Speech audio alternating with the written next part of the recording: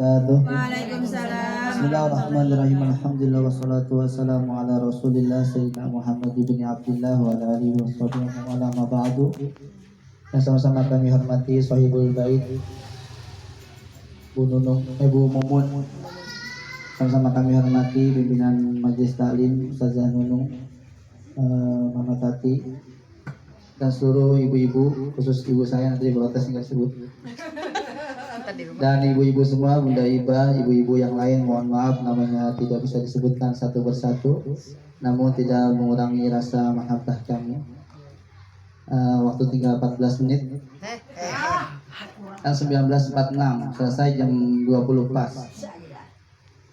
Nah, ini saya akan baca kitab, nama kitabnya Syajaratul Ma'arif wal Ahwali Waswalil Aqwal wal A'mal. Ini kitab karangan Sultanul Ulama, pimpinannya atau imamnya para ulama. Sultanul Aulia Syekh saya Abdul Qadir Al-Jailani, itu pimpinannya para wali. Kalau pimpinannya ulama namanya Syekh Izzuddin bin Abdissalam bin Hassa As-Sulami. Yang belum ada tuh Sultanul Juhalaru, pimpinannya orang-orang goblok, itu belum ada yang daftar dan belum ada yang terpilih karena terlalu banyak. Tapi kalau Sultan Ulama sudah terpilih, namanya Syekh Izzuddin bin Abdissalam.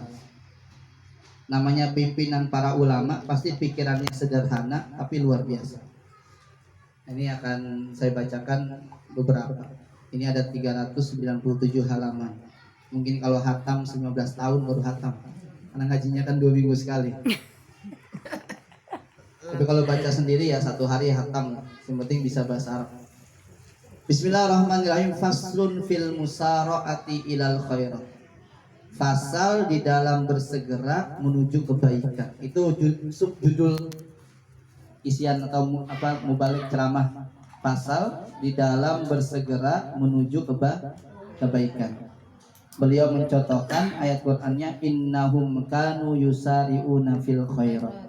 Orang-orang mukmin itu ciri-cirinya yusari'una fil khairat, bersegera menuju kebaikan. Atau ayat yang lain, wasari'u ila maghfiratin mir rabbikum, bersegera memohon ampun terhadap atau kepada Allah Subhanahu wa taala. Dosanya orang utang ya bayar. Berarti wasari'u ila lunasil utang, bersegera di dalam melunasi utang. Atau macam-macam. Dan di sini dicontohkan oleh Rasulullah Shallallahu Alaihi Wasallam. Wasu ila Rasulullah ditanya, ayul akmal afdal, apa amal paling utama? Rasul jawab, as-sholatu li awwali waqtiha, sholat pada awal waktu. Tapi yang buat saya aneh, beberapa pesantren-pesantren di Jawa itu sholat asar jam 4:30, jam 5 itu baru azan. Jadi kalau kita yang nggak biasa di sini azan jam 3 udah azan. Nanti kalau ke Jawa di pondok saya tuh lurus lagi Pacul Goang namanya, itu azan jam 5 sore bu. Azan saya bilang ini orang igol ya. Azan asar. Baru mau tidur kali ini. Ternyata memang ada beberapa pesantren yang sholat justru bukan li awali waktiha, tapi li akhiri waktiha, di akhir waktu. Itu dua-duanya. Kita sebagai orang awam nggak boleh sotoy. Jadi kok pesantren tapi sholatnya telat. Maka waktu itu saya termasuk membela ayah saya ketika diomeli ibu saya, karena ayah saya termasuk orang yang sholat di akhir waktu. Ini tak bocorin supaya bukti ilmiah saja. Saya kalau memandang kesalahan orang tua, kesalahan saudara-saudara itu selalu tak cari dalilnya supaya itu berdasarkan ilmu. Bapak ini sholat di akhir waktu kata ibu. Nggak apa-apa mah, ini untuk menjaga konstitusi ilmu bahwa akhir batas waktu sholat asar itu sebelum azan maghrib. Jadi sholat sebelum azan maghrib tetap sah. Selesai sholat langsung aja. Saya ke sholat.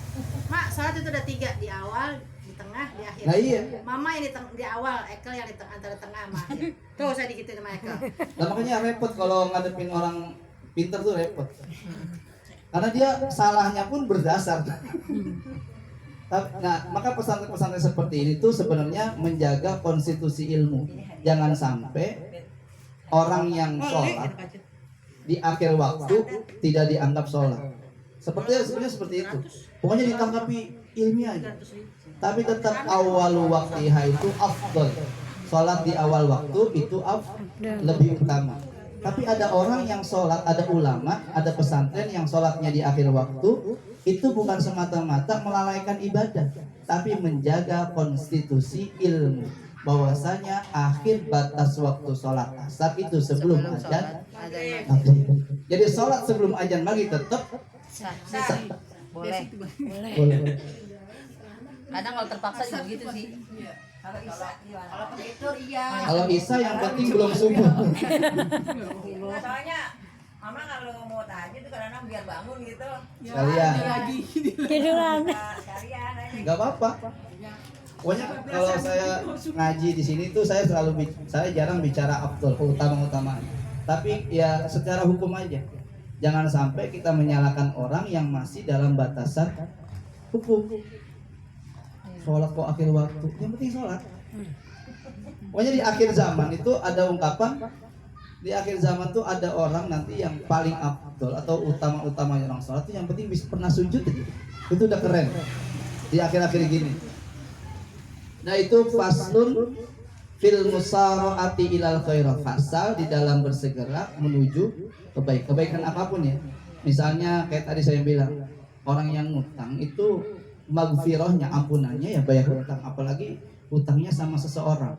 Sebaik-baiknya seseorang ngutangin, secs-cs seseorang ngutangin, jenenge menungso, namanya manusia itu mesti geruntu. Oh belum bayar-bayar.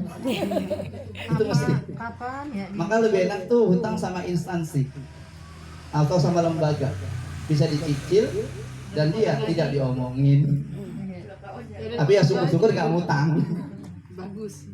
Nah, yang kedua, saya nyampein karena kerisauan saya dulu ada seorang tokoh namanya Habib Lutfi. Itu pengumuman di YouTube atau di media, beliau sedekah beras 8 ton. Dan itu diumumkan. Pasti kalau orang yang masih kelasnya amatir bilang gini, tokoh tapi sedekah diumumin. Pengen ria itu mah. Ya gitu. Ini seorang lagi sodako 1 juta diumumin di masjid. Alhamdulillah haji ini sodako 1 juta. Nah ini boleh pamer boleh, sembunyi juga boleh. Nah, ini tak kasih ilmunya. Jadi ibu mau pamer monggo, nggak pamer juga monggo. Pokoknya hidup tuh jadinya enak. Pamer ya monggo, nggak pamer ya monggo. Bismillahirrahmanirrahim. Faslun. Ini faslun fi idharil infak ma'al ikhlas. Fasal di dalam menampakkan sedekah ma'al ikhlas dengan syarat ikhlas. Ayatnya qul li ibadiyalladzina amanu yuqimus sholata wa yunfiqu mimma razaqnahum sirran wa alaniyah. Qul katakanlah wahai hamba-hambaku alladzina amanu, orang-orang yang iman, yuqimus shalah yang sholat, wa yunfiquna dan sedekah mimma razaqnahum, di mana rezeki itu dari Allah Subhanahu wa taala, sirran secara diam-diam, wa alaniyah dan terbuka. Maka boleh besok mulai banner mengadakan santunan 1000 anak yatim dan 1000 janda. Itu monggo. Karena udah tahu ilmunya, fasal di dalam menampakkan sedekah beserta dengan ikhlas. Yang kedua, pasalnya faslun fi ikfa'is sedekah. Fasal menyembunyikan sedekah. Yang tadi suruh ini Imam Saizuddin bilang yang satu babnya untuk tampakkan sedekah, artinya pamer. Yang satu suruh sembunyikan sedekah. Nah, kita nanti pilih yang sedekah apa yang pamer apa yang sembunyi. Wa in tukfuha wa tutuhal fuqara fa huwa khairul lakum. Nah, itu sembunyi-sembunyi untuk ngasih orang fakir itu khairul lakum, lebih baik ketimbang kalimat. Nanti bedanya khairun sama afdal. Ada ungkapan khairu jalisin alkitab, sebaik-baiknya teman duduk adalah buku. Tapi kalau orang sing dua utang akeh, sebaik-baiknya tempat duduk adalah fulus untuk bayar utang. Sebaik-baiknya atau sebaik-baiknya teman duduk bagi sing jomblo nikah. sebaik-baiknya Suruh ngelamar apa pun suruh ngelamar. Akhir tahun kita ya tahun. Suruh ke Bekasi, sono Bekasi ya. Akhir tahun Nah. aja tenang aja. Tenang aja tenang. ya emang apa fatwa itu ngikutin keadaan Bu. Iya. Jadi kalau ada ulama fatwa misalnya halal itu pasti ada unsur-unsur sesuatu. Jadi kalau ada ustadz ceramah tentang Pengalaman, nikah, berarti pengalaman. dia pengen gitu Pengalaman aja. deh. Nggak usah dilarang. Lah kata mama terserah ya. Dah, pokoknya sebab itu khairun, kalau khairun itu bisa dikalahkan dengan keadaan tertentu. Misalnya sebaik-baiknya teman duduk buku, bisa jadi orang itu sebaik-baiknya temannya orang nganggur ya dapat kerjaan. Makanya kalimat khairun bisa dikalahkan mengikuti keadaan situasi. Makanya berarti sodakoh sembunyi-sembunyi khairul lakum, lebih baik untuk kalian. Dalam kondisi dicontohkan ada seorang pemuda datang ke Rasulullah SAW, rajulun tasaddaqa bi sadaqatin fa'akfaha. Seorang pemuda sodakoh sembunyi-sembunyi. Itu diperbolehkan. Nah, kaidahnya gini, ikfa'us sadaqati khairun min idhariha. Sedekah diam-diam itu lebih baik ketimbang terang-terangan. Nah, ini ada dua kategori yang masuk ini. Pertama, fi haqqi man la ya'manur riya. Pertama, sedekah ini sembunyi-sembunyi lebih baik itu bagi orang yang layak manur riya. Dia tidak aman terhadap riya. Kamu kok sedekahnya nggak terang-terangan saja, sembunyi-sembunyi, takut riya gua. Nah ini sedekahnya lebih baik diam. Yang kedua, fi haqqi man ya'manur riya, terhadap orang yang aman-aman aja Maria. Lu sedekah diam-diam baik tuh, nggak takut riya lu. Udah amat, mau dia mau kali di sedekah gua. Ada orang itu. Nah ini orang seperti ini lebih baik Terang-terangan. diam-diam. Oh diam. Ikhwa usodako bagi pihak iman layak manur riya, wayak manur riya. Ada dua orang tuh yang sedekahnya lebih baik diam-diam, harus ada tanpa diumumkan. Tapi kita bilang orang riya itu sulit juga. Kata Nabi Muhammad SAW mendefinisikan riya. Riya itu adalah akhfa min dabi bin namlati saudai ala sokhroti sommai fil lailati zulmai. Riya itu bagaikan bekas tepakan kaki semut hitam di batu yang hitam pada kegelapan malam yang hitam. Kira-kira tuh tepakan kaki semut kelihatan apa orang? Jadi kalau orang bilang riya banget nih, sotoy. Jadi riya itu susah. Jadi kita nggak bisa bilang orang itu riya. Karena sekelas malaikat pun sulit mendeteksi manusia itu riya apa enggak. Bayangin definisinya. Akfa min dabi bin namlati saudai ala sokrati sommai fil lailati zulmai. Riya itu bagaikan bekas tepakan kaki semut hitam di batu yang hitam pada kegelapan malam. Ya Allah ya. Kira-kira kelihatan nggak tuh tepakan? Kagak. Begitulah gambaran orang riya, tidak terlihat. Jadi kita nggak boleh bilang orang riya banget tuh jadi orang. Kecuali riyanya Mang Karim, emang namanya. Iya, cuma sini aja. Tapi kalau untuk sifat kamu riya banget itu mesti orang salah. Contoh, saya kasih gampang ini. Ada orang minta diumumin di masjid. Nanti umumin ya, tak sodako untuk masjid. Alhamdulillah dari Haji Qadir sodako untuk masjid 10 juta rupiah. Ya dengar gimana? Ini orang riya banget pakai disebut ya. Ya kan? Padahal Haji Qadir sedekahnya 1 miliar. Tapi perlu sebutnya 10 juta ya. Emang apa? Gue mau ngelawan ria ini dan bantai ria gue. Emang gimana caranya? Yaitu bayangin sedekah 1 miliar disebut 10 juta, sakit hati nggak? Sakit hati lah.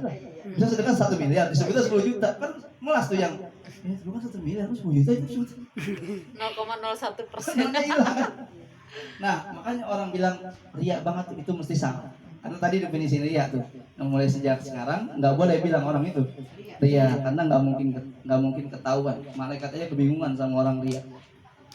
Itu yang pertama, orang yang baiknya sodakohnya diam-diam. Walakin akan tetapi law adharo akan iktadabih fal idharu afdalu. Akan tetapi ketika ada seseorang tokoh itu dia sodakohnya terang-terangan dengan harapan banyak orang yang ngikutin jejaknya, fahuwa afdal, maka itu yang lebih utama. Jadi saya baru paham ternyata Habib Lutfi itu sebagai tokoh nasional itu diumumkan sedekah 8 ton beras untuk warga Pekalongan yang terkena COVID.